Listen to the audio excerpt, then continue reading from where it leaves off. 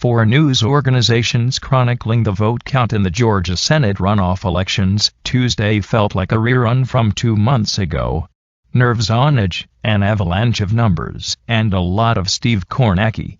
The 2 Senate elections, with the U.S. Senate's balance of power at stake, attracted media attention that recalled the days after the presidential election. Including breathless wall-to-wall coverage on cable news networks. It's beyond nail-biting time, CNN's John King said shortly past 10 p.m. on the East Coast.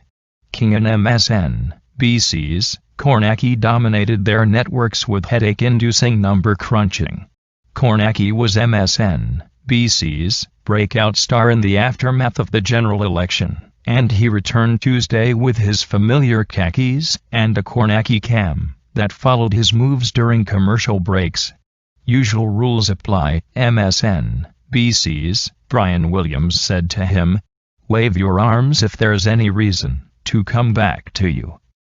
Democratic candidates Raphael Warnock and Jon Ossoff jumped to early leads against Republican incumbents Kelly Loeffler and David Perdue.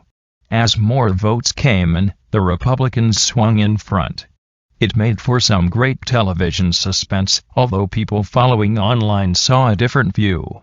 The New York Times website estimated the victory probabilities in each race, and, as the evening progressed, moved steadily in the Democrats' direction.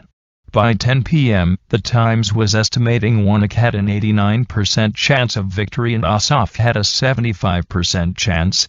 Even before that, Dave Wasserman of the influential Cook Political Report tweeted that he had seen enough to predict Warnock would beat Loeffler. Fox News spent less time on raw numbers to showcase their primetime stars, Tucker Carlson, Sean Hannity, and Laura Ingraham. They didn't hide their nervousness. This is giving everyone a big stomachache from both parties, Ingraham said. There was a sharpness to the television voices that reflected the tense presidential election and its aftermath.